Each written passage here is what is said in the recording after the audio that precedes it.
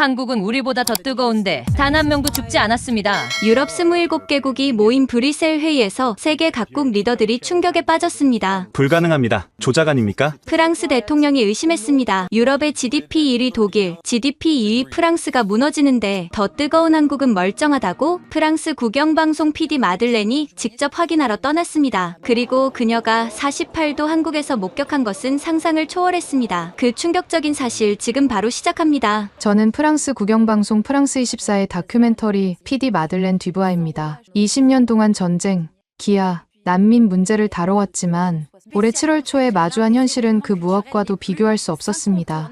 루브르가 닫습니다. 반복합니다. 루브르 박물관이 무기한 폐쇄됩니다. 라디오에서 흘러나온 긴급 속보를 듣는 순간 저는 귀를 의심했습니다. 파리의 자존심, 인류 문명의 보고가 문을 닫는다니요. 하지만 이유를 들으니 더욱 충격적이었습니다. 내부 온도 조절 실패로 작품 손상 위험이 극도로 높아졌습니다. 모나리자를 비롯한 주요 작품들을 지하 벙커로 긴급 이송 중입니다. 창밖을 내다봤습니다. 온도계는 45도를 가리키고 있었죠. 이미 4주째 이어지는 살인적인 폭염이었습니다. 에어컨은 한계에 도달했고 전력망은 비명을 지르고 있었습니다. 아침 6시 방송국으로 출근하기 위해 집을 나섰습니다. 평소라면 상쾌한 아침 공기를 마실 시간이었지만 문을 여는 순간 뜨거운 열기가 폐를 태우는 것 같았어요. 이미 38도야. 아파트 복도에서 만난 이웃 소피가 한숨을 쉬었습니다. 그녀는 병원 간호사인데 연일 밤샘 근무에 지쳐 보였죠. 어제도 응급실이 포화 상태였어요. 열사병 환자가 너무 많아서 파리 메트로역으로 내려가는 계단은 지옥문 같았습니다. 환기 시스템이 작동을 멈춘 지 일주일째.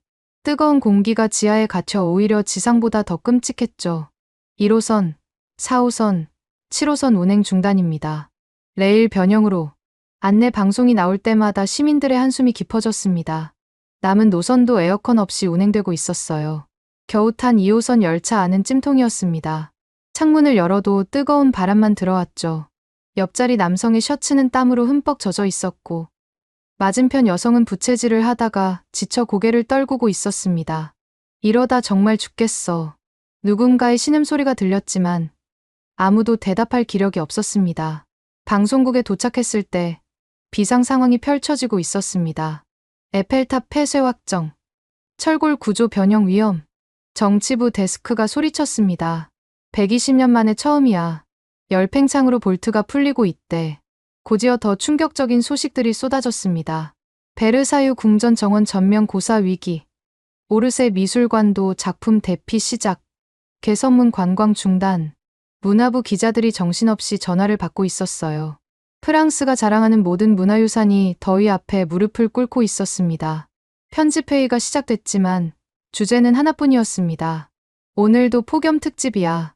다른 뉴스는 의미가 없어. 편집장 베르나르의 얼굴에는 깊은 주름이 패여 있었어요.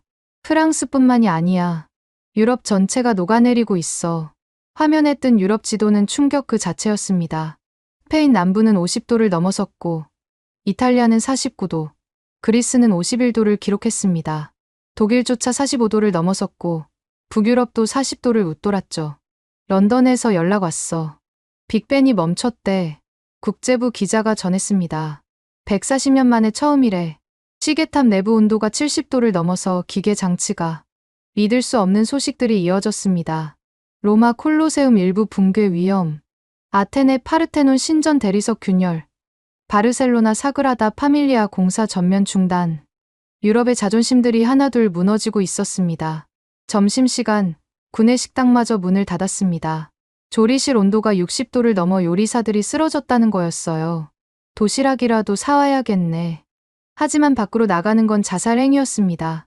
아스팔트 표면 온도는 70도를 넘었고 건물 그늘조차 40도를 웃돌았으니까요. 오후 3시 프랑스 전력공사 EDF에서 공포스러운 발표가 있었습니다. 원전 5기 추가 가동 중단.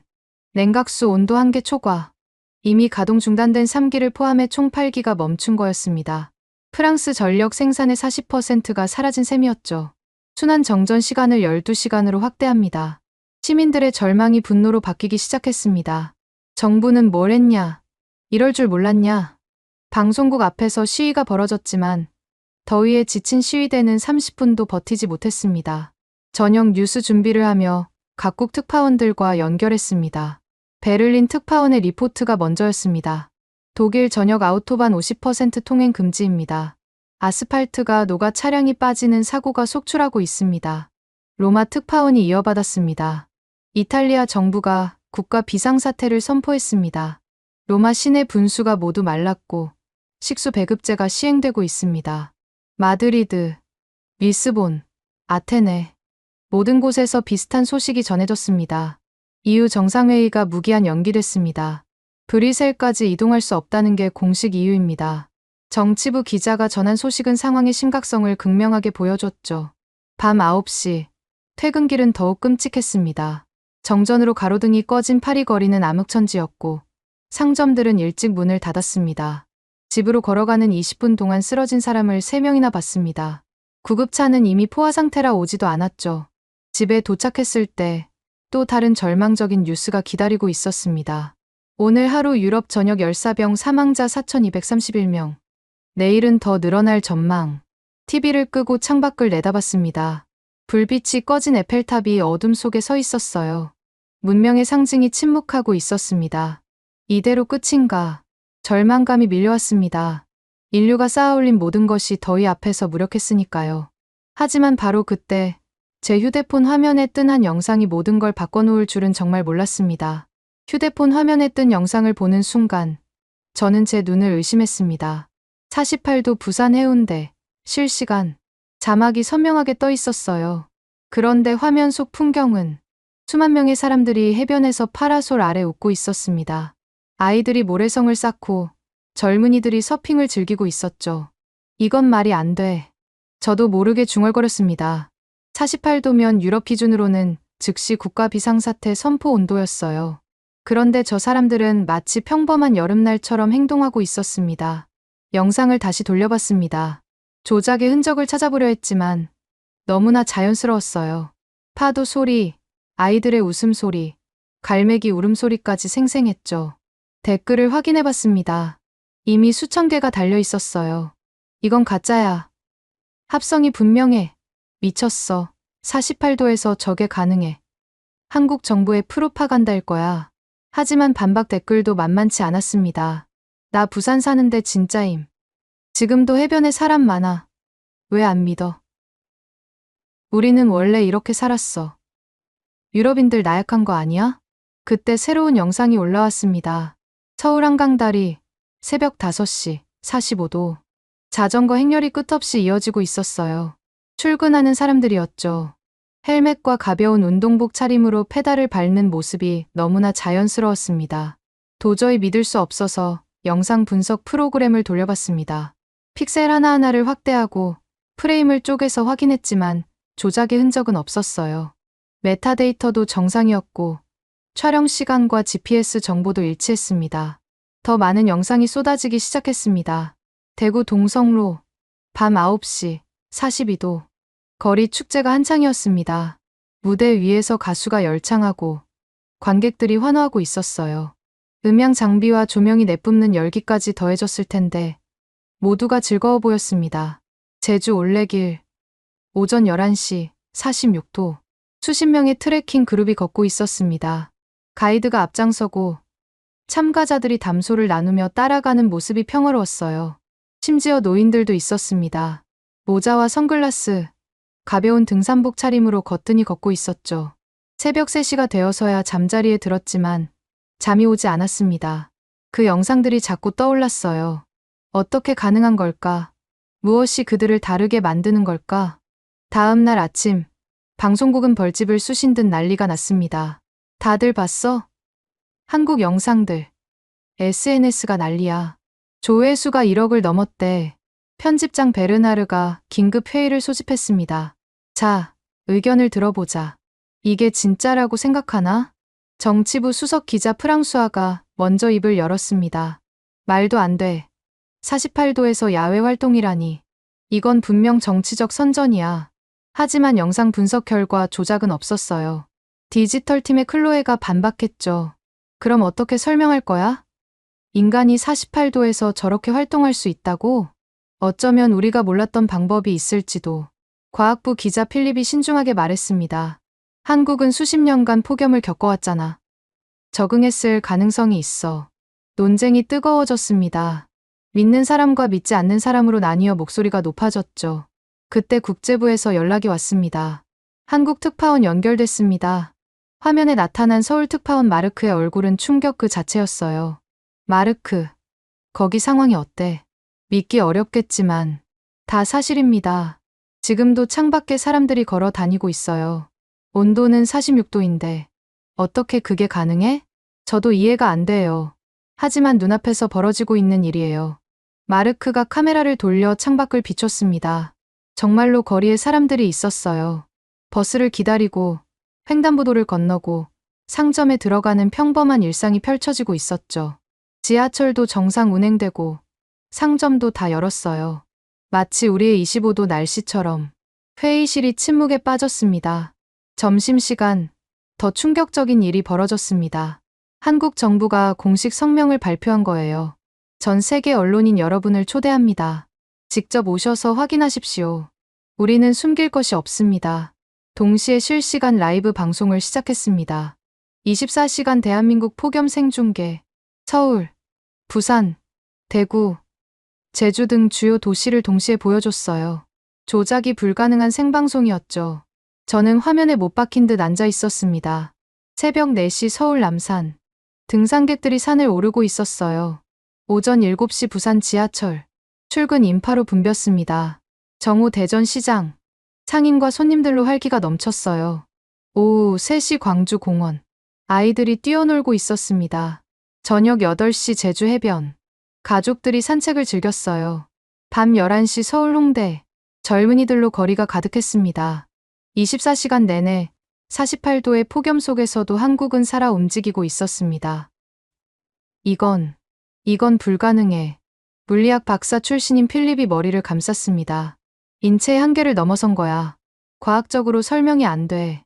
하지만 증거는 계속 쌓였습니다. 의료 데이터가 공개됐어요. 열사병 환자 수, 응급실 현황, 사망률 통계까지.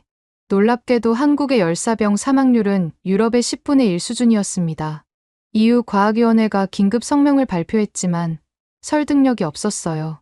이론적으로 불가능하다는 주장뿐이었죠. 하지만 현실은 이론을 비웃고 있었습니다. 소셜미디어는 폭발 직전이었습니다. 한국인은 슈퍼휴먼인가? 우리가 너무 나약한 건가? 비밀이 뭐야?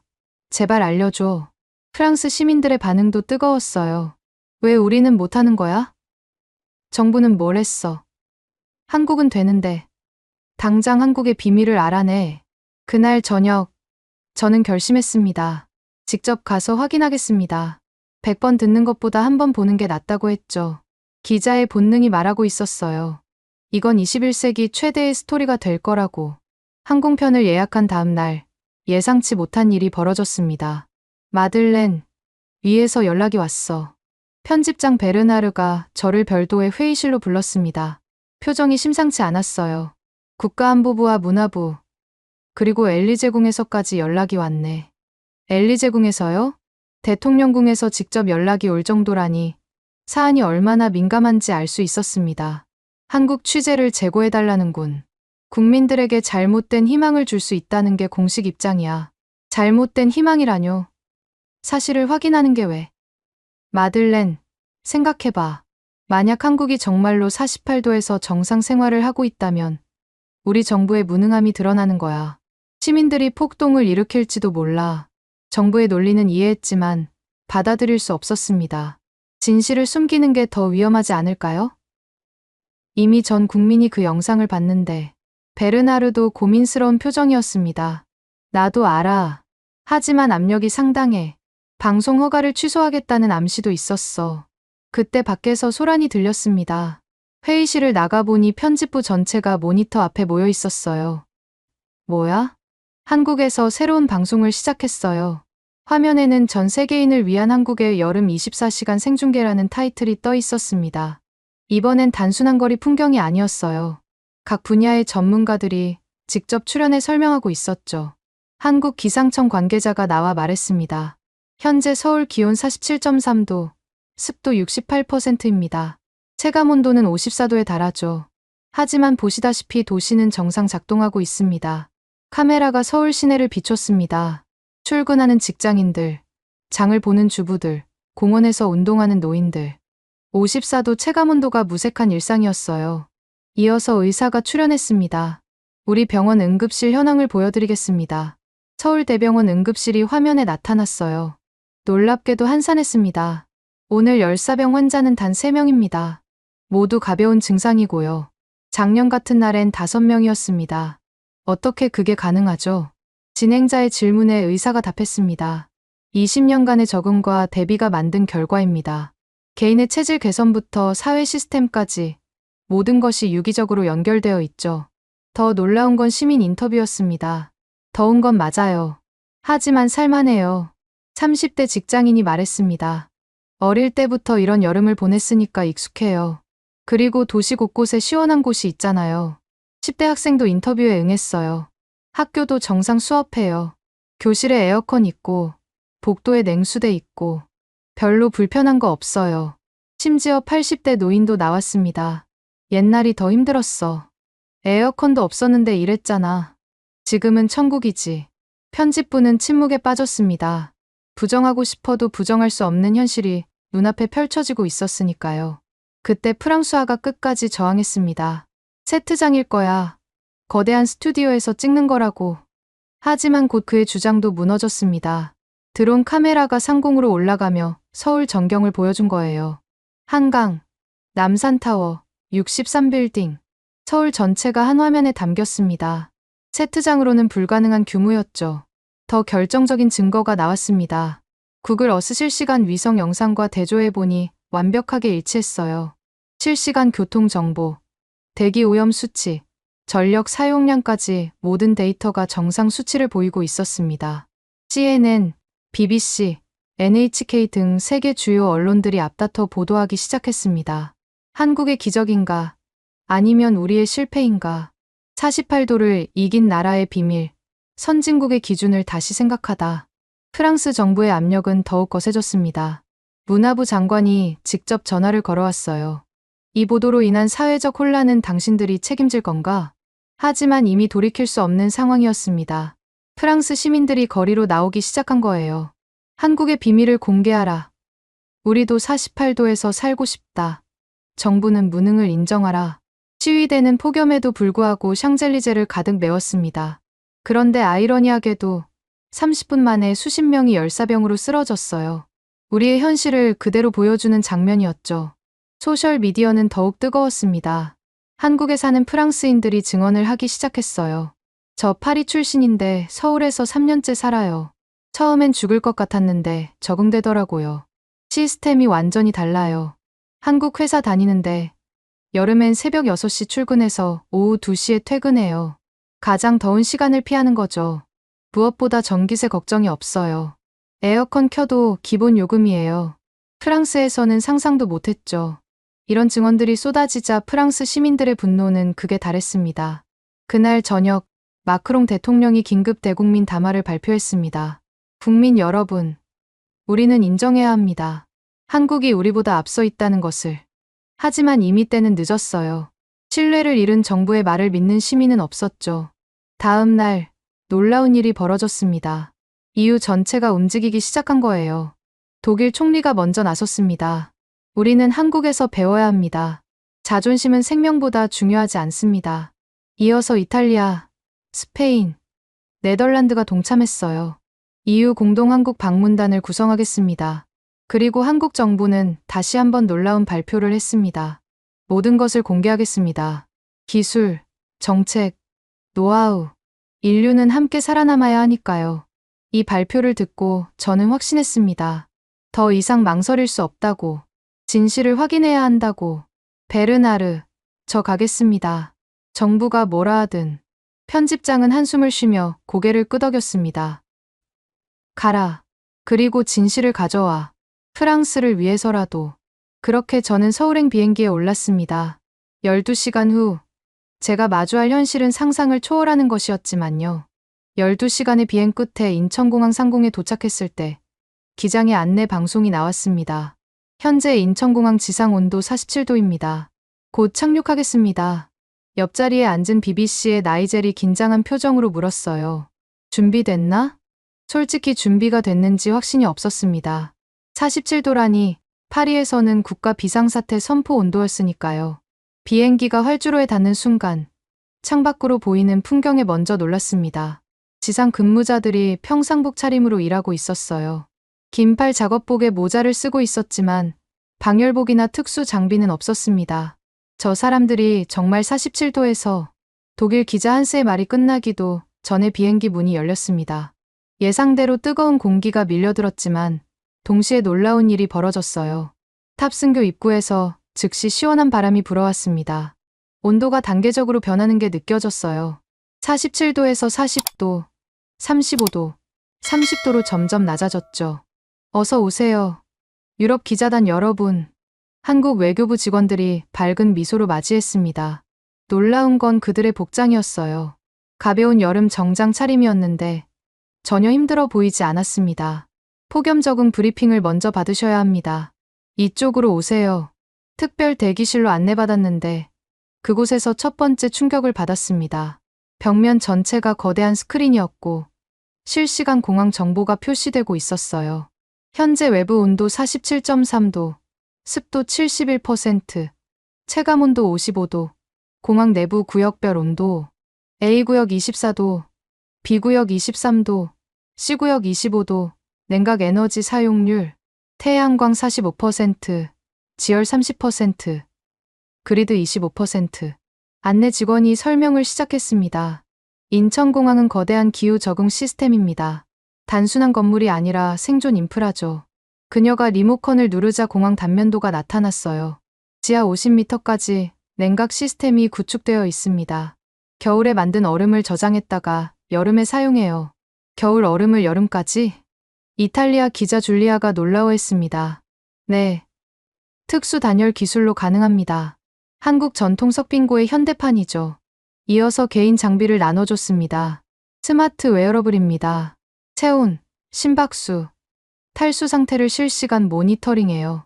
손목에 차는 순간 제 생체 정보가 표시됐습니다. 체온 36.8도, 심박수 82, 수분 상태 양호, 위험 수치에 도달하면 알람이 울리고 가장 가까운 냉각존을 안내합니다. AI가 개인별 최적 경로를 계산해주죠. 더 놀라운 건 공항 곳곳의 디테일이었습니다. 화장실에 가니 세면대에서 나오는 물이 얼음물처럼 차가웠어요. 지하 냉각수를 순환시킵니다. 손을 씻는 것만으로도 체온이 내려가죠. 거울 위에는 체온 카메라가 있어서 실시간으로 제 얼굴 온도를 보여줬습니다. 37.2도입니다. 정상 범위예요. 복도를 걸으면서도 놀라움의 연속이었습니다. 천장에서 미세한 물안개가 분사되고 있었는데 전혀 젖는 느낌이 없었어요. 나노 미스트 기술입니다. 입자가 너무 작아서 즉시 증발하면서 열을 빼앗아가죠. 바닥도 특별했습니다. 걸을 때마다 시원한 느낌이 들었어요. 냉각 파이프가 바닥 아래 매설되어 있습니다. 복사 냉각 효과죠. 수화물 찾는 곳으로 가는 길에 폭염 대피소 표지판을 봤습니다. 100m마다 대피소가 있어요. 응급 상황 시 누구나 이용 가능합니다. 실제로 들어가 봤는데 작은 방이었지만 에어컨이 강력하게 작동하고 있었고 생수와 에너지바가 비치되어 있었어요. 모두 무료입니다. 생존권은 돈으로 살 수 없으니까요.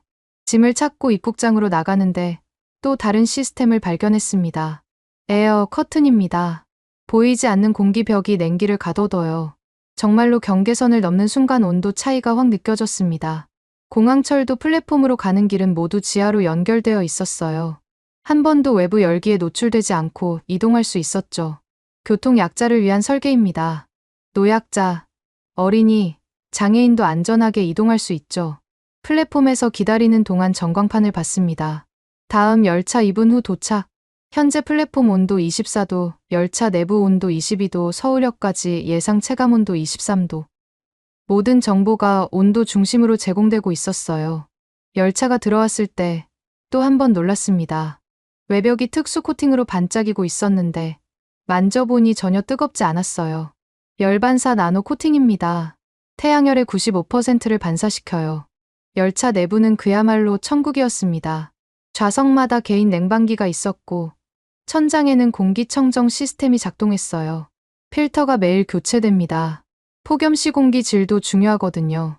창밖을 보니 놀라운 광경이 펼쳐졌습니다. 고속도로 위에 거대한 태양광 캐노피가 설치되어 있었어요. 그늘을 만들면서 전기도 생산합니다. 일석이조죠. 더 놀라운 건 일반 차량들이었습니다. 47도의 날씨에도 정상적으로 달리고 있었어요. 자동차 에어컨도 특별한가요? 전기차가 70%예요. 엔진열이 없어서 더 효율적이죠. 그리고 충전소마다 그늘막이 있어요. 20분쯤 달렸을까요? 도심이 보이기 시작했습니다. 그런데 건물들이 모두 하얗게 빛나고 있었어요. 쿨 루프 정책입니다. 모든 건물 지붕과 외벽을 밝은 색으로 칠해요. 도시 전체 온도를 3에서 5도 낮춥니다. 서울역에 도착했을 때 저는 완전히 다른 세계에 온 것 같았습니다. 역사 전체가 하나의 거대한 냉방 공간이었고 수많은 사람들이 평온하게 이동하고 있었어요. 이제 시작입니다. 안내 직원이 미소 지으며 말했습니다. 진짜 서울을 보여드릴게요. 밖으로 나가는 순간 47도의 열기가 얼굴을 때렸습니다. 하지만 놀랍게도 견딜만 했어요. 아니, 어떻게 견디는지 알 것 같았습니다. 도시 전체가 인간을 보호하고 있었으니까요. 서울역에서 나와 택시를 탔습니다. 운전사분이 먼저 말을 걸어왔어요. 프랑스에서 오셨어요? 많이 덥죠? 네. 어떻게 이런 날씨에. 운전사분이 웃으며 에어컨을 더 강하게 틀어줬습니다. 익숙해져요. 그리고 서울은 더위를 피할 곳이 많거든요. 어디로 모실까요? 도시 전체를 보고 싶은데요. 아, 그럼 제가 특별 코스로 안내해 드릴게요. 서울이 어떻게 더위를 이기는지 보여드리죠. 택시가 출발하자마자 놀라운 것들이 눈에 들어왔습니다. 먼저 도로가 일반 아스팔트가 아니었어요. 밝은 회색의 특수 포장이었죠. 열흡수를 최소화하는 특수 콘크리트예요. 일반 아스팔트보다 표면 온도가 20도는 낮아요. 정말로 신호 대기 중에도 열기가 올라오지 않았습니다. 더 놀라운 건 교차로마다 있는 거대한 그늘막이었어요. 태양광 패널 그늘막입니다. 그늘도 만들고 전기도 생산하죠. 횡단보도 대기하는 사람들을 보호해요. 실제로 사람들이 그늘 아래에서 편안하게 신호를 기다리고 있었습니다. 건물들을 지나가면서 발견한 것은 1층이 모두 개방되어 있다는 거였어요. 공공 냉방 정책이에요. 모든 건물 1층은 시민들이 자유롭게 이용할 수 있어요. 은행, 관공서, 상업 건물 할 것 없이 1층 로비는 시원한 휴식 공간이 되어 있었습니다. 비용은 어떻게? 정부 지원이 70%예요. 건물주도 이익이 있고요. 사람들이 모이면 상권이 활성화되거든요. 종로를 지나가면서 또 다른 시스템을 발견했습니다. 도로 양옆으로 물이 흐르고 있었어요. 도심 실개천 복원 사업이에요. 청계천처럼 작은 물길들을 만들었죠. 증발하면서 주변 온도를 낮춰요. 물가에는 벤치가 있었고 사람들이 발을 담그고 있었습니다. 시원하다. 한 아이가 웃으며 물장난을 치고 있었어요. 47도의 한낮의 말이죠. 광화문 광장에 도착했을 때 저는 할 말을 잃었습니다. 거대한 분수가 작동하고 있었는데 그게 일반 분수가 아니었어요. 안개 분수예요. 초미세 물입자를 분사해서 주변 온도를 10도 낮춰요. 정말로 광장에 들어서니 확연히 시원해졌습니다. 더 놀라운 건 바닥이었어요. 맨발로 걸어도 뜨겁지 않았습니다. 특수 타일이에요. 열을 반사하고 내부의 냉각수가 순환해요. 광장에는 수백 명의 사람들이 있었습니다. 나무 그늘 아래 앉아있는 노인들, 분수 주변에서 사진 찍는 관광객들, 자전거를 타고 지나가는 시민들. 어떻게 다들 밖에 있을 수 있죠? 택시 기사님이 설명했습니다. 10분 걸으면 시원한 곳이 나와요. 지하철역, 건물, 지하상가, 도시 전체가 연결되어 있거든요. 실제로 광장 곳곳에 지하로 내려가는 입구가 있었고 냉방 쉼터라는 표지판이 붙어 있었어요. 남산으로 향하면서 본 것은 더 충격적이었습니다. 도로 위에 미스트 터널이 설치되어 있었어요. 차량이 지나갈 때마다 자동으로 작동했죠. 차량 온도도 낮추고 도로 온도도 낮추고 여름엔 5분마다 작동해요. 남산 터널을 지나는데 터널 내부가 특별했습니다. 냉각 터널이에요. 지하수를 이용해서 온도를 낮춰요. 밖보다 15도는 낮죠. 터널을 나오니 남산타워가 보였습니다. 타워 주변은 더 특별해요. 정말로 남산 전체가 거대한 냉각숲이었습니다. 특수 수종을 심었어요. 증산작용이 활발한 나무들이죠. 수반은 밖보다 7, 8도 낮아요. 케이블카를 타고 올라가는 동안에도 놀라움이 계속됐습니다. 케이블카 내부는 물론이고 정류장마다 강력한 냉방이 가동되고 있었어요. 전기세가 관광 수익으로 충당해요. 그리고 정부 지원도 있고요. 시민의 안전이 최우선이니까요. 정상에 올라가니 서울 전경이 한눈에 들어왔습니다. 도시 전체가 하얗게 빛나고 있었어요. 모든 건물이 열반사 코팅을 한 덕분이었죠. 저기 보이는 게 바람길이에요.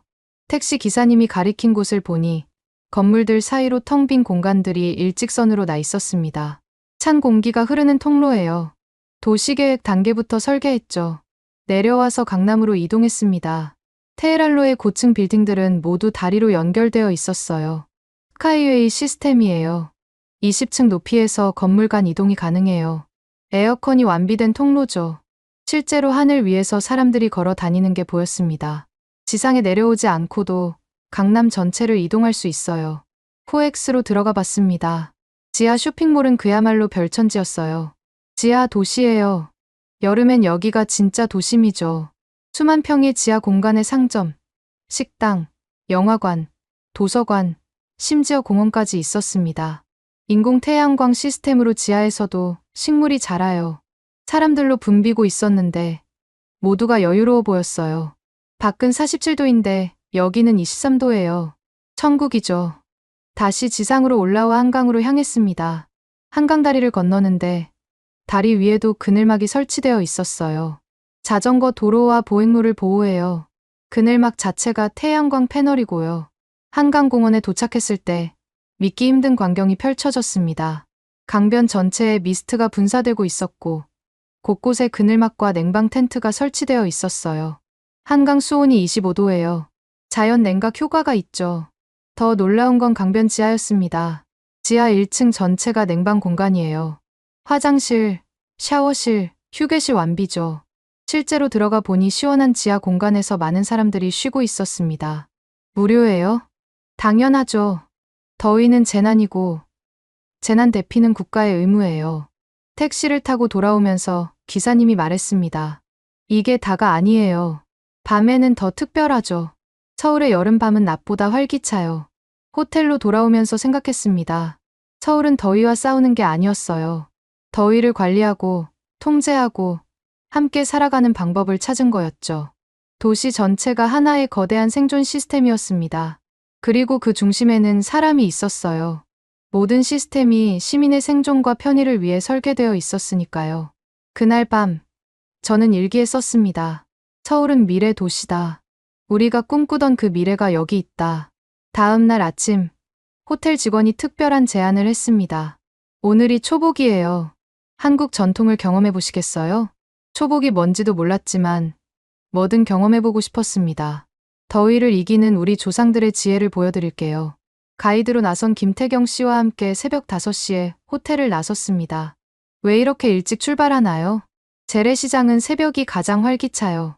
그리고 아직은 좀 시원하잖아요. 정말로 새벽 기온은 35도. 낮보다는 확실히 나았습니다. 남대문 시장에 도착했을 때 저는 또 한 번 놀랐어요. 새벽인데도 시장은 사람들로 붐비고 있었습니다. 복날 장보기예요. 다들 삼계탕 재료를 사러 왔죠. 더 놀라운 건 시장의 구조였습니다. 천장에 거대한 차양막이 설치되어 있었고 곳곳에서 미스트가 분사되고 있었어요. 전통시장 현대화 사업이에요. 상인과 손님 모두를 보호하죠. 닭을 파는 가게 앞에 줄이 길게 늘어서 있었습니다. 삼계탕용 닭 있어요? 아이고, 벌써 100마리 나갔어요. 상인과 손님들의 대화가 정겹게 들렸습니다. 한 할머니를 만났습니다. 80은 넘어 보이는데 혼자서 장을 보고 계셨어요. 할머니, 이른 아침부터 힘드시지 않으세요? 아이고, 프랑스에서 왔구나? 이 정도는 아무것도 아니야. 내가 젊을 때는 에어컨도 없었어. 할머니의 장바구니를 들어드리며 이야기를 더 들었습니다. 옛날엔 어떻게 여름을 나셨어요? 지혜가 있었지. 삼복에는 뜨거운 거 먹고, 낮에는 그늘에서 쉬고, 저녁에는 마당에서 자고, 뜨거운 걸 먹으면 더 덥지 않나요? 할머니가 껄껄 웃으셨습니다. 그게 아니야. 뜨거운 거 먹고 땀 빼면 오히려 시원해져. 천년을 그렇게 살았는데 틀릴 리가 있나. 인삼 가게에 들렀습니다. 주인 아저씨가 설명해 주셨어요. 인삼이 열을 내리는 효과가 있어요. 복날 삼계탕에 꼭 들어가는 이유죠. 서양 사람들은 찬 것만 찾던데. 그래서 더 힘든 거예요. 몸의 균형이 깨지거든요. 시장을 나와 전통 삼계탕 집으로 향했습니다. 3대째 이어온 종로 삼계탕. 아침 7시인데 벌써 손님이 가득했습니다. 다들 출근 전에 들르는 거예요. 복날엔 꼭 먹어야 한다고 믿거든요. 주방을 구경할 수 있게 해주셨는데 놀라운 광경이었습니다. 거대한 가마솥 수십 개에서 김이 모락모락 나고 있었어요. 주방 온도는 50도가 넘을 것 같았는데 요리사들은 땀을 흘리면서도 괜찮아 보였습니다. 어떻게 견디세요? 주방장이 답했습니다. 몸이 적응해요. 그리고 우리도 삼계탕 먹으면서 일하거든요. 힘이 나죠. 드디어 삼계탕이 나왔습니다. 뚝배기에서 뜨거운 김이 피어올랐어요. 보기만 해도 땀이 났습니다. 자, 한 숟가락 드셔보세요. 솔직히 망설여졌습니다. 밖은 40도가 넘는데 뜨거운 국물이라니. 하지만 첫 숟가락을 입에 넣는 순간 뭔가 달랐어요. 뜨거운 국물이 목을 타고 내려가면서 온몸에서 땀이 쏟아졌습니다. 아, 더워. 하지만 5분쯤 지나니 신기한 일이 벌어졌어요. 몸이 가벼워지면서 오히려 시원한 느낌이 들기 시작했습니다. 이게 뭐죠? 김태경 씨가 설명했습니다. 이열치열이에요. 뜨거운 걸 먹어서 체온을 올리면 몸이 스스로 온도를 낮추려고 해요. 땀으로 열을 배출하는 거죠. 옆 테이블에 아저씨가 덧붙였습니다. 에어컨만 쐬면 몸이 약해져요. 이렇게 자연스럽게 체온 조절하는 게 건강에 좋죠. 정말로 삼계탕을 다 먹고 나니 몸이 한결 가벼웠습니다. 밖으로 나왔을 때도 더위가 덜 느껴졌어요. 이제 전통 한의원에 가볼까요? 종로의 한 한의원에 들어갔습니다. 600년 전통 한의학이라는 현판이 인상적이었어요. 원장 선생님이 맥을 짚어보시더니 말씀하셨습니다. 열이 많은 체질이시네요. 서양 분들은 대부분 그래요. 그럼 찬 걸 먹어야 하는 거 아닌가요? 원장님이 고개를 저으셨습니다. 그게 잘못된 상식이에요. 열이 많을수록 따뜻한 것으로 균형을 맞춰야 해요. 처방받은 한약차를 마시니 몸이 편안해졌습니다. 우리 조상들은 에어컨 없이도 수천 년을 살았어요. 자연과 조화를 이루는 방법을 알았거든요. 오후에는 일반 가정을 방문했습니다. 3대가 함께 사는 한옥이었어요. 어서 오세요. 복날이라 온 가족이 모였어요. 거실에는 에어컨이 있었지만 약하게만 틀어놨고 대신 대청마루 문을 활짝 열어놨어요. 바람이 통하게 해야 해요. 에어컨만으로는 부족하죠. 할아버지가 손자에게 부채 사용법을 가르치고 있었습니다. 이렇게 천천히 일정한 리듬으로 급하게 붙이면 오히려 더워져. 할머니는 수박을 썰어 내오셨어요. 복날엔 수박이 최고야. 몸에 열을 내려주거든. 온 가족이 둘러앉아 이야기를 나눴습니다. 우리 어릴 때는 동네 사람들이 다 모여서 마당에서 잤어요. 어머니가 추억을 떠올렸습니다. 낮에는 너무 더워서 일을 못했죠. 새벽과 저녁에 일하고 한낮엔 쉬었어요. 지금도 그 지혜를 잊으면 안 돼요. 아버지가 덧붙였습니다. 에어컨이 고장 날 수도 있고 정전이 될 수도 있잖아요. 기본은 알아야죠. 막내딸이 재미있는 이야기를 했어요. 학교에서 전통 더위 극복법 수업을 해요. 부채 만들기, 전통 음료 만들기 같은 거요. 정말요? 네. 미래를 위한 교육이래요. 기후가 계속 더워질 테니까. 저녁 무렵 동네 공원으로 나갔습니다. 작은 공원인데 동네 사람들이 모여 있었어요. 저녁에는 여기가 우리 거실이에요. 정자에서는 어르신들이 장기를 두고 아이들은 분수대 주변에서 놀고 있었습니다. 에어컨 있는 집에 있는 것보다 여기가 더 좋아요. 사람 사는 맛이 나죠. 한 아주머니가 말했습니다. 밤 9시가 되자 더 많은 사람들이 나왔어요. 밤바람이 최고예요. 자연 에어컨이죠. 누군가 수박을 들고 나왔고 다른 사람은 옥수수를 삶아왔습니다. 복날 밤엔 이렇게 나눠 먹는 게 전통이에요. 모두가 한 가족처럼 어울렸습니다. 그날 밤 저는 많은 것을 깨달았어요.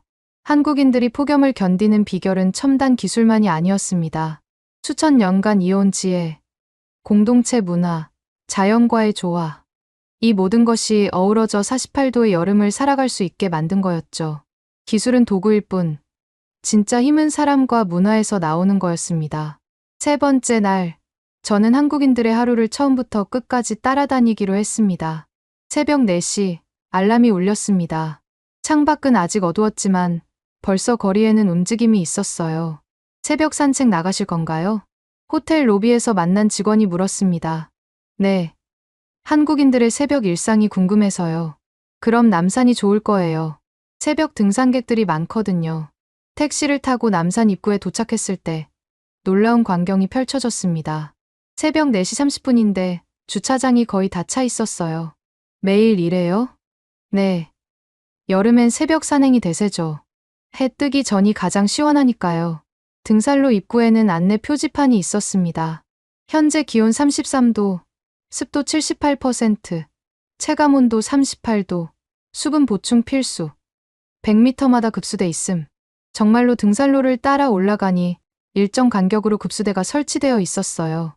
차가운 물이 계속 나왔고 옆에는 종이컵과 수건까지 비치되어 있었습니다. 시에서 관리해요? 함께 오르던 50대 아저씨가 답했습니다. 그럼요. 시민 안전이 최우선이죠. 탈수는 위험하니까요. 가파른 계단을 오르는데 앞서가는 할아버지가 계셨어요. 70은 넘어 보였는데 발걸음이 가벼웠습니다. 어르신, 매일 오르세요? 20년째야. 하루도 안 빠졌어. 이 더위에 힘들지 않으세요? 새벽엔 괜찮아. 그리고 움직이면 오히려 몸이 개운해져. 15분쯤 올랐을까요? 첫 번째 쉼터에 도착했습니다. 놀랍게도 쉼터에는 대형 선풍기가 설치되어 있었어요. 태양광으로 작동해요. 낮에 충전해뒀다가 새벽에 쓰는 거죠. 벤치에 앉아 쉬면서 주변을 둘러봤습니다. 새벽인데도 수백 명의 사람들이 산을 오르내리고 있었어요. 서울 인구의 10%는 새벽 운동을 해요. 함께 쉬던 젊은 여성이 말했습니다. 출근 전에 운동하면 하루가 개운하거든요. 정상에 도착했을 때는 5시 30분이었습니다. 동이 트기 시작했고 서울 전경이 서서히 모습을 드러냈어요. 와, 도시 전체가 안개에 쌓여 있었는데 그게 자연 안개가 아니었습니다. 새벽 미스트 시스템이에요. 도시 전체에 물안개를 뿌려서 온도를 낮추죠. 정말로 곳곳에서 미세한 물안개가 피어오르고 있었어요. 6시가 되자 하산하는 사람들이 늘어났습니다. 출근 준비해야죠. 다들 서둘러 내려갔어요. 저도 따라 내려와 지하철역으로 향했습니다. 6시 30분 신도림역. 출근 전쟁이 시작됐습니다. 하지만 예상과 달리 역사 내부는 쾌적했어요. 지하철역 냉방은 24시간이에요. 대피 시설 역할도 하거든요. 플랫폼에서 기다리는 사람들을 관찰했습니다. 대부분 가벼운 차림이었어요. 반팔 셔츠에 면바지, 운동화 차림이 많았죠. 정장 안 입어도 되나요? 풀비즈가 의무예요. 넥타이 매면 오히려 이상하게 봐요. 7시 광화문 일대는 출근 인파로 가득했습니다. 놀라운 건 자전거 출근자들이었어요. 자전거 전용 도로에 미스트 터널이 있어요. 시원하게 출근할 수 있죠. 정말로 자전거 도로 위에는 일정 간격으로 미스트가 분사되고 있었습니다. 한 대기업 사무실을 방문할 기회가 있었습니다. 여름 근무 시간은 7시 출근, 4시 퇴근이에요. 인사팀 김 과장이 설명했습니다. 가장 더운 시간을 피하는 거죠.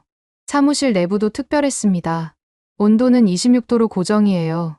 너무 낮추면 밖과의 온도 차이로 오히려 건강에 해로워요. 직원들은 각자 USB 선풍기를 사용하고 있었어요.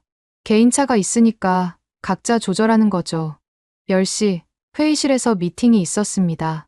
아이스 아메리카노 드릴까요? 아니요, 따뜻한 차 주세요. 제가 놀라자 김 과장이 웃으며 말했습니다. 한국인들은 여름에도 따뜻한 걸 많이 마셔요. 속이 편하거든요. 점심시간 직원들과 함께 식당가로 나갔습니다. 47도의 열기가 덮쳤지만 모두 익숙한 듯 걸었어요. 지하 통로로 갈까요? 아니요. 밖으로 가죠. 5분이면 되는데. 횡단보도마다 그늘막이 있었고 건물 사이로 시원한 바람이 불었습니다. 바람길 설계 덕분이에요. 건물 배치를 바람이 통하도록 했죠. 김치찌개 집에 들어갔습니다. 여름에 뜨거운 거 먹으면 힘 안 나요? 오히려 힘이 나죠. 땀 빼고 나면 개운해요. 2시. 가장 뜨거운 시간. 거리가 한산해질 줄 알았는데 여전히 사람들이 다니고 있었어요. 어디 가세요? 버스를 기다리던 아주머니께 물었습니다. 병원 가요. 이 시간이 한가하거든요. 버스 정류장은 완전히 밀폐된 공간이었습니다. 에어컨 버스 쉼터예요. 버스 올 때까지 시원하게 기다릴 수 있죠. 3시, 한 초등학교를 방문했습니다. 학교 시간인데 아이들이 운동장에서 놀고 있었어요. 괜찮아요? 그늘막 아래는 안전해요. 그리고 10분마다 물 마시게 하고요. 선생님이 설명했습니다. 5시, 퇴근 시간. 다시 거리가 붐비기 시작했는데 낮과는 다른 활기가 있었어요. 이제부터가 진짜 하루의 시작이에요. 한강공원으로 향하는 사람들이 많았습니다. 6시, 한강공원은 피크닉 천국이었어요. 치맥하러 가요. 젊은이들이 편의점에서 치킨과 맥주를 사서 한강으로 향했습니다. 잔디밭 곳곳에 돗자리가 깔렸고 사람들이 모여 앉았어요. 더위를 피하는 게 아니라 즐기는 거예요. 한 청년이 말했습니다. 8시, 홍대 거리는 젊음의 열기로 가득했습니다. 거리 공연이 한창이었고 사람들이 춤을 추고 있었어요. 낮보다 밤이 더 재밌어요. 클럽 앞에는 대형 선풍기와 미스트가 설치되어 있었습니다. 춤추다가 더우면 나와서 식히고 다시 들어가고 10시, 24시간 카페에 들렀습니다. 놀랍게도 만석이었어요. 집보다 여기가 시원해요. 대학생들이 노트북을 펴고 공부하고 있었습니다. 그리고 혼자 있으면 더 더운 것 같아요. 사람들이랑 있으면 있게 되죠. 자정, 편의점에 들렀는데 여전히 손님이 많았어요. 맥주 많이 나가죠? 아니요.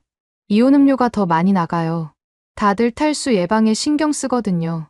새벽 1시 택시를 타고 호텔로 돌아왔습니다. 오늘 어떠셨어요? 기사님이 물었습니다. 놀라웠어요. 48도인데 모두가 일상을 살고 있다는 게 익숙해지면 돼요. 그리고 혼자가 아니잖아요. 다 같이 겪는 거니까. 호텔에 도착해서 하루를 정리했습니다. 한국인들은 더위를 특별한 것으로 보지 않았어요. 그저 여름의 일부, 삶의 일부로 받아들였죠. 새벽 운동으로 시작해서 유연한 근무 시간으로 적응하고 뜨거운 음식으로 체온을 조절하고 저녁엔 야외에서 즐기는 이 모든 것이 자연스럽게 연결되어 있었습니다. 무엇보다 인상적인 건 공동체 의식이었어요. 더위는 혼자 견디는 게 아니라 함께 극복하는 것. 그래서 48도도 일상이 될 수 있었던 거겠죠. 넷째 날 아침, 드디어 한국 폭염 대응의 심장부를 방문할 기회가 왔습니다. 국가기후대응 통합관제센터입니다. 일반인은 출입 금지지만 특별 허가를 받았어요. 안내를 맡은 정부 관계자가 설명했습니다. 세종시 정부청사 지하 7층. 엘리베이터에서 내리자 삼엄한 보안 검색대가 나타났습니다. 카메라는 특정 구역만 촬영 가능합니다. 여러 단계의 보안을 거쳐 마침내 거대한 철문이 열렸습니다. 우와. 문이 열리는 순간 숨이 멎을 것 같았어요. 축구장만한 공간에 수백 개의 모니터가 빛나고 있었습니다. 중앙에는 건물 3층 높이의 초대형 스크린이 있었고 한반도 전체의 실시간 열지도가 표시되어 있었어요. 현재 한반도 평균 기온 46.7도, 최고 기온 지역, 대구 49.2도, 최저 기온 지역 설악산 정상 29.3도, 기계음 같은 목소리가 끊임없이 데이터를 읽어내고 있었습니다. 센터장 박현준 박사가 우리를 맞았습니다. 여기가 대한민국 여름의 컨트롤 타워입니다. 인구 5,200만 명의 생존을 책임지는 곳이죠. 그가 손짓하자 화면이 바뀌었습니다. 전국 500만 개의 센서에서 매초 데이터가 들어옵니다. 온도, 습도, 풍속, 일사량, 미세먼지. 숫자들이 폭포수처럼 흘러내렸어요. 이걸 다 사람이 분석하나요? 아니요. AI가 합니다. 프로메테우스라고 부르는 인공지능이죠. 순간 모든 화면에 빨간 경고등이 켜졌습니다. 긴급 상황 발생. 부산 해운대구 열돔 현상 감지. 수십 명의 직원이 일제히 움직이기 시작했습니다. 해운대구 섹터 7. 온도 51.3도 급상승. 인구 밀집도 높음. 예상 피해 인원 3만 명. 즉시 대응 프로토콜 가동. 박 센터장이 침착하게 지시했습니다. 레벨 3 대응. 미스트 시스템 최대 출력. 공공건물 긴급 개방. 시민 대피 알림 발송. 거대한 스크린에 부산 지도가 확대됐습니다. 실시간으로 대응 상황이 표시됐어요. 미스트 시스템 작동 시작. 30%, 70%, 100%, 공공건물 1234개소 냉방 개방 완료. 시민 알림 발송. 전속률 97.3%. 놀라운 건 시민들의 반응이었습니다. CCTV 화면을 보니 사람들이 질서정연하게 가까운 건물로 대피하고 있었어요. 훈련이 되어 있나요? 매년 폭염 대피 훈련을 해요. 지진 대피 훈련처럼요. 10분 만에 상황이 안정됐습니다. 해운대구 온도 48.7도로 하락. 위기 해제. 직원들이 안도의 한숨을 쉬었어요. 이런 일이 자주 있나요? 여름엔 하루 평균 50건이에요. AI가 미리 예측하면 30건 정도는 예방하고요. 다음은 에너지 관제실을 봤습니다. 여기가 진짜 핵심이에요. 벽면 가득 전력 수급 그래프가 움직이고 있었습니다. 현재 전국 전력 생산량 120기가와트, 소비량 118기가와트, 여유율 1.7%. 위험하지 않나요? AI가 예측해서 조절해요. 어느 지역에 얼마나 전력이 필요한지 미리 알고 배분하죠. 그때 한 직원이 보고했습니다. 태양광 발전 피크타임 접근. 예상 추가 생산량 30기가와트. 배터리 저장 시설로 전환하세요. 박 센터장의 지시가 떨어졌습니다. 낮에 남는 전력을 저장했다가 밤에 쓰는 거예요. 폭염일수록 태양광 발전이 많으니까요. 더 충격적인 건 요금 시스템이었습니다. 여기 보세요. 기초생활수급자 가구 전기요금. 0원? 네. 여름 4개월은 무료예요. 생존권이니까요. 일반 가구는요? 기본 사용량까지는 킬로와트 시당 30원. 한국 돈으로요. 유로로 환산하면 거의 공짜죠. BBC 나이젤이 믿을 수 없다는 표정이었습니다. 그럼 수익은? 전력공사가 적자를 봐요. 정부가 보전해주고요. 시민 생명이 이익보다 중요하니까요. 다음은 의료 대응실이었습니다. 거대한 화면에 빨간 점들이 표시되어 있었어요. 열 취약계층 실시간 모니터링이에요. 독거노인, 만성질 환자, 야외 근로자, 개인정보는 동의받은 분들만요. 그리고 익명화되어 있어요. 위치와 위험도만 표시되죠. 한 점이 깜빡이기 시작했습니다. 강남구 독거노인 체온 이상 감지. 즉시 대응팀이 움직였습니다. 구급대 출동. 예상 도착 시간 4분. 이웃 도우미에게도 연락. 화면에서 구급차의 움직임이 실시간으로 보였습니다. 작년에 이 시스템으로 3,412명을 구했어요. 올해는 더 늘 거예요. 시민 참여 시스템도 인상적이었습니다. 시민 제보 앱이에요. 쓰러진 사람을 발견하면 바로 신고할 수 있죠. 실제로 제보가 들어왔습니다. 종로 3가역 4번 출구 할아버지 쓰력. 제보자가 응급처치 교육 이수자네요. 영상통화 연결. 화면에 시민이 나타났고 의료진이 지시했습니다. 그늘로 옮기시고 목 뒤에 물을 뿌려주세요. 구급차가 도착할 때까지 시민이 응급처치를 했어요. 시민 모두가 생명 지킴이인 거죠. 미래 예측실로 이동했습니다. 2050년 시뮬레이션을 보여드릴게요. 화면에 충격적인 그래프가 나타났습니다. 예상 최고 기온 55도, 폭염 일수 연 150일. 불가능하지 않나요? 그래서 준비하는 거예요. 20년 전엔 48도도 불가능하다고 했거든요. 미래 대응 계획이 펼쳐졌습니다. 지하 도시 확장, 해상 거주 시설, 극지방 이주 프로그램. SF 영화 같네요. 10년 후엔 현실이 될 거예요. 국제협력실도 둘러봤습니다. 화상회의로 각국 담당자들이 연결되어 있었어요. 방글라데시 다카, 기술 지원 요청합니다. 케냐 나이로비, 시스템 구축 자문 부탁해요. 우리 기술과 경험을 무상으로 공유해요. 인류 공동의 문제니까요. 한 직원이 자랑스럽게 말했습니다. 마지막으로 본 건 비상계획실이었습니다. 최악의 시나리오도 준비해야죠. 화면에 무시무시한 상황들이 나열됐어요. 전국 동시 정전, 60도 폭염 일주일 지속, 냉각 시스템 전면 마비. 대응책이 있나요? 각 상황별로 100개 이상의 시나리오가 있어요. 군대까지 동원하는 계획도 있고요. 센터를 나오면서 박 센터장이 말했습니다. 기술은 도구일 뿐이에요. 중요한 건 철학이죠. 어떤 철학이요? 모든 시민의 생명은 평등하다. 돈이 없어서, 혼자여서, 늙어서 죽으면 안 된다. 밖으로 나오니 여전히 47도의 열기가 덮쳤습니다. 하지만 이제는 다르게 느껴졌어요. 보이지 않는 곳에서 수많은 사람들이 시민을 지키고 있다는 걸 알았으니까요. 그날 밤, 저는 일기에 썼습니다. 한국의 진짜 비밀은 기술이 아니었다. 그것은 생명을 최우선으로 하는 가치관이었다. 한국에서 돌아온 다음 날, 파리는 여전히 45도의 열기에 신음하고 있었습니다. 하지만 저는 달라진 눈으로 도시를 바라봤어요. 우리에게 없는 것들이 너무나 명확하게 보였습니다. 마들렌, 무사히 돌아왔군. 방송국에 도착하자 편집장 베르나르가 반겼습니다.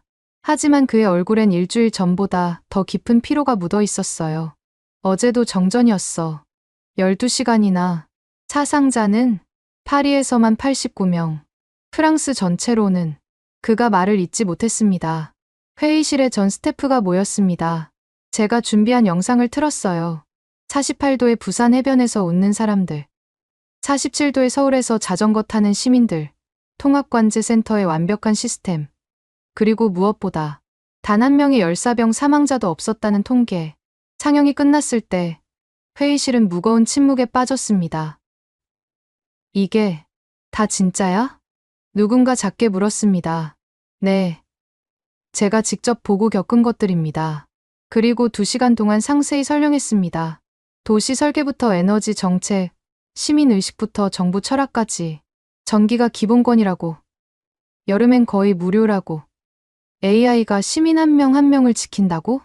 질문이 쏟아졌고 저는 하나하나 답했습니다. 그럼 우리는 뭘 한 거지? 프랑스아의 목소리에는 자괴감이 묻어났어요. 그날 저녁 특별 방송이 편성됐습니다. 오늘 충격적인 진실을 보여드리겠습니다. 48도를 이긴 나라, 그들의 비밀을. 방송이 시작되자 프랑스 전체가 TV 앞에 모였습니다. 시청률은 역대 최고를 기록했어요. 제가 직접 출연해 경험을 전했습니다. 한국은 20년 전부터 준비했습니다. 우리가 회의만 하는 동안 그들은 도시를 바꿨습니다. 통합관제센터 영상이 나갔을 때 방송국 전화가 폭주했습니다. 이게 같은 지구의 일이야. 우리 정부는 뭘 했어? 당장 한국처럼 해? 트위터는 폭발했습니다. 샵 한국처럼 샵 진짜 선진국 샵 프랑스의 수치. 1시간 만에 프랑스 트렌드 1위를 차지했어요. 다음 날 아침 프랑스는 발칵 뒤집혔습니다. 르몽드 일면 우리가 선진국인가? 피가로 한국의 교훈. 생명이 먼저다.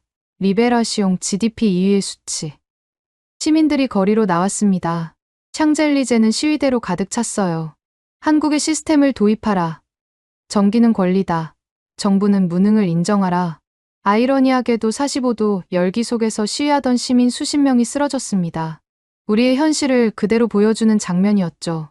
정치권도 들끓었습니다. 야당 대표가 의회에서 외쳤어요. 한국은 시민을 지키고 우리는 죽게 놔뒀다. 이게 프랑스의 자유인가? 여당도 할 말이 없었습니다. 숫자가 모든 걸 말해줬으니까요. 그날 저녁 마크롱 대통령이 긴급 대국민 담화를 발표했습니다. 프랑스 국민 여러분, 우리는 인정해야 합니다. 우리가 틀렸습니다. 대통령이 고개를 숙였어요. 자존심 때문에 진실을 외면했습니다. 이제는 배워야 합니다. 그리고 놀라운 발표가 이어졌습니다. 한국의 공식 지원을 요청하겠습니다. 그들의 시스템을 배우고 도입하겠습니다. 하지만 시민들의 분노는 쉽게 가라앉지 않았어요. 20년 늦었다. 지금 당장 시작해. 다음 날, 더 놀라운 일이 벌어졌습니다. 독일 총리가 베를린에서 발표했어요. 독일은 한국 모델을 전면 도입하겠습니다. 자존심보다 생명이 중요합니다. 이어서 이탈리아, 스페인, 네덜란드가 줄줄이 동참했습니다. EU 의장이 브뤼셀에서 선언했어요. EU 차원의 한국 방문단을 구성하겠습니다. 27개국이 함께 배우겠습니다. 언론들도 앞다퉈 한국 특파원을 증언했습니다. BBC는 서울의 별도 스튜디오를 만들기로 했고 CNN은 한국의 여름 특별 다큐 시리즈를 기획했어요. 일주일 후 한국 정부의 반응이 왔습니다. 모든 것을 공개하겠습니다. 인류는 함께 살아남아야 합니다. 동시에 글로벌 기후 적응 센터를 서울에 설립한다고 발표했어요. 가장 큰 변화는 인식이었습니다. 더 이상 GDP나 경제 규모를 자랑하지 않았어요. 대신 묻기 시작했죠. 우리 시민은 안전한가? 우리는 미래를 준비하고 있는가? 한 달 후, 첫 성과가 나타났습니다. 파리 시내 10곳에 긴급 냉각 센터가 문을 열었어요. 한국 기업들이 기술을 지원했죠. 비록 작은 시작이었지만 희망이 보였습니다. 유럽은 깨어났습니다. 늦었지만 아직 끝나지 않았어요. 이제 진짜 변화가 시작되는 거였죠. 저는 다시 서울을 찾았습니다. 이번엔 이유 한국 공동 다큐멘터리 두 개의 여름, 하나의 미래 제작차였죠. 인천공항에 다시 도착했을 때 다른 감정을 느꼈습니다. 경외감보다는 친숙함이, 충격보다는 이해가 앞섰어요. 다시 오신 걸 환영합니다. 마들렌 PD님. 한국 외교부 직원이 반갑게 맞아줬습니다. 파리의 변화를 자랑스럽게 지켜봤어요. 공항에서 서울로 가는 길, 창밖을 보며 생각했습니다. 2년 전 이 모든 게 불가능해 보였는데 이제 파리도 비슷한 길을 가고 있다고. 첫 촬영지는 한강이었습니다. 여기가 모든 것의 시작이었죠. 2년 전 그 폭염의 밤, 수만 명이 나와 있던 바로 그곳이었어요. 오늘도 기온은 47도. 하지만 이제는 그리 놀랍지 않았습니다. 파리도 많이 변했다면서요? 함께 온 한국 방송팀 정 PD가 물었습니다. 네. 생강변이 완전히 달라졌어요. 한강을 벤치마킹했죠. 그가 미소 지었습니다. 서로 배우는 거죠. 우리도 유럽의 문화 보존 기술을 배우고 있어요. 다음 날 특별한 곳을 방문했습니다. 글로벌 기후 적응 센터. 서울 근교에 세워진 거대한 교육시설이었어요. 현재 87개국에서 연수생이 와 있습니다. 센터장이 안내했습니다. 강의실을 들여다보니 다양한 나라 사람들이 수업을 듣고 있었어요. 오늘 주제는 도시 냉각 시스템 설계입니다. 놀라운 건 강사진이었습니다. 한국 전문가뿐 아니라 프랑스, 독일, 일본 전문가들도 있었어요. 이제는 각국의 경험을 모아 최선의 해법을 찾고 있어요. 실습장도 인상적이었습니다. 여기서 각종 냉각 시스템을 직접 체험할 수 있어요. 미스트 터널, 지하 냉각 시스템, 스마트 그리드. 모든 기술을 직접 보고 배울 수 있었죠. 우리나라 엔지니어도 여기서 교육받고 갔어요. 프랑스에서 온 연수생이 자랑스럽게 말했습니다. 정부 관계자와의 인터뷰도 있었습니다. 한국의 성공 비결이 뭐라고 생각하세요? 두 가지예요. 첫째는 일찍 시작한 것, 둘째는 포기하지 않은 것. 그가 창밖을 가리켰습니다. 20년 전 첫 폭염 대책을 세울 때 많은 비판이 있었어요. 과잉 대응이라고. 하지만 옳은 일이었죠. 그때 시작하지 않았다면 지금의 한국은 없었을 거예요. 유럽에 전하고 싶은 메시지가 있다면 늦었다고 생각할 때가 가장 빠른 때입니다. 그리고 혼자가 아니에요. 우리가 함께합니다. 마지막 촬영은 부산 해운대였습니다. 여전히 48도의 폭염, 여전히 수만 명의 피서객. 하지만 이제는 전 세계가 이 광경을 이해하고 있었죠. 2년 전엔 이게 기적처럼 보였는데 제가 카메라를 향해 말했습니다. 이제는 알아요. 이건 기적이 아니라 준비와 노력의 결과라는 걸. 촬영을 마치고 파리로 돌아왔습니다. 파리도 많이 변해 있었어요. 생강변에는 사람들이 나와 있었고 개선문 광장에는 미스트가 작동하고 있었으며 지하냉각 센터에는 시민들이 쉬고 있었죠. 완벽하진 않았지만 시작이었습니다. 방송국으로 돌아가니 새로운 프로젝트가 기다리고 있었어요. 마들렌, 유엔에서 연락이 왔어. 베르나르가 흥분한 목소리로 말했습니다.